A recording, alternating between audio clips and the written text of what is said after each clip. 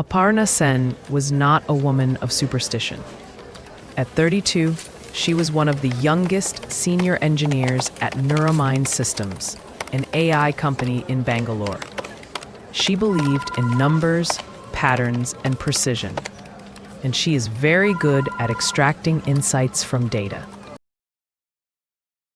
Her project was ambitious, a prediction software that analyzed habits, ethnicity, health patterns, and social data to estimate a person's life expectancy. She named it Prana AI. The idea was to help insurance companies and healthcare providers.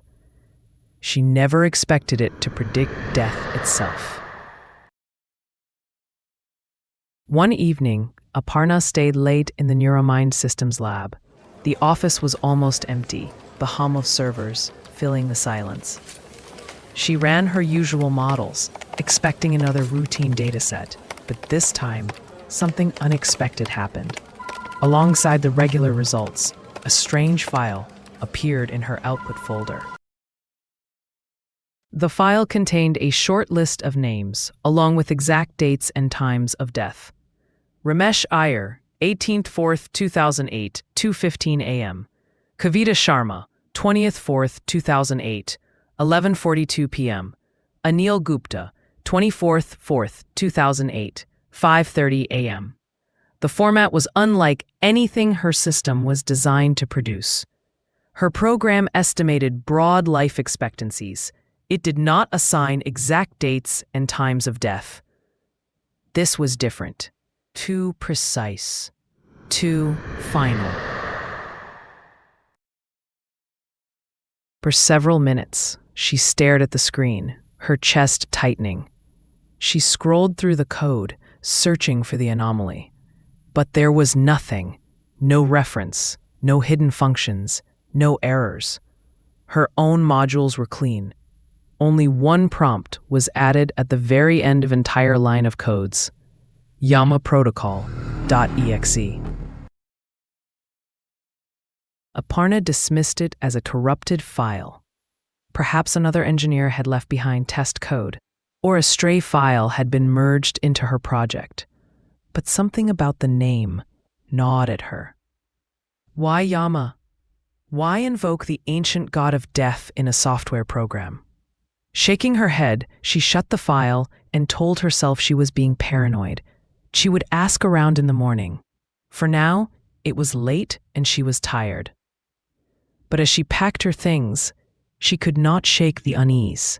A list of names, the cold precision of the times, they echoed in her mind like a whisper she could not silence. 1 week later, her colleague Ramesh collapsed in the cafeteria.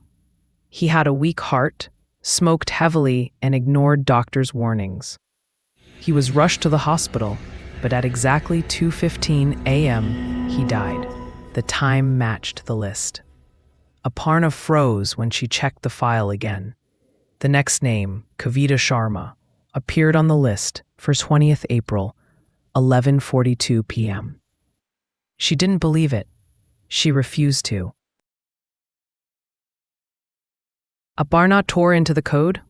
She checked every line, every module, every log. The program was clean. Yet the mysterious file kept regenerating itself after she deleted it. The words YAMA Protocol glowed at the top of the output file as if mocking her. I didn't write this. Who wrote this? She whispered to herself. The thought gnawed at her. Was this some kind of backdoor code written by another engineer? Or something else entirely?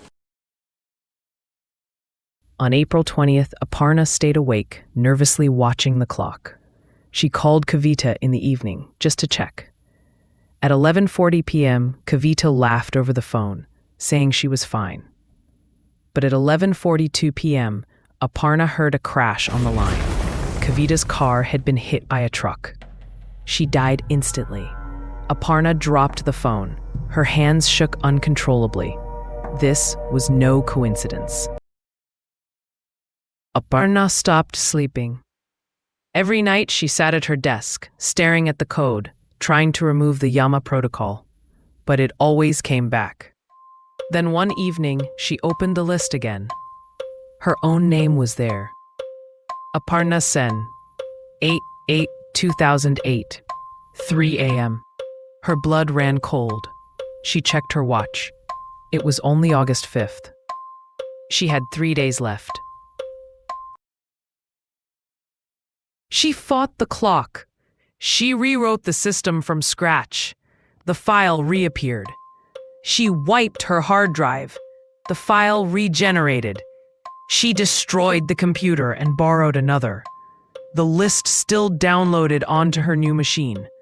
Wherever she worked, YAMA Protocol.EXE appeared, like a curse written into reality itself. By the second day, Aparna had stopped eating. By the third, her hands trembled so much she could barely type. August 7th bled into August 8th. Aparna sat hunched at her desk, sweat dripping, her eyes bloodshot. The clock ticked toward 3 a.m. At 2:40, she felt a dull ache in her chest. She pressed her hand to her side, her breath coming short. At 2:50, her left arm went numb. Panic clawed at her. She typed desperately, deleting line after line of code. The YAMA protocol kept rewriting itself before her eyes. At 2:59, she collapsed to the floor, her vision blurring. As darkness closed in, she saw something in the corner of her office. A huge, shadowy figure, tall as the ceiling, skin dark as night, eyes glowing like embers. In one hand, he held a noose, coiled and waiting. The god of death, Yama. He stepped closer, more closer. Aparna's clock boinked, the digits cold and merciless. 3 a.m. If you felt the chill tonight, don't keep it to yourself. Like, share, subscribe. New stories every Wednesday and Saturday.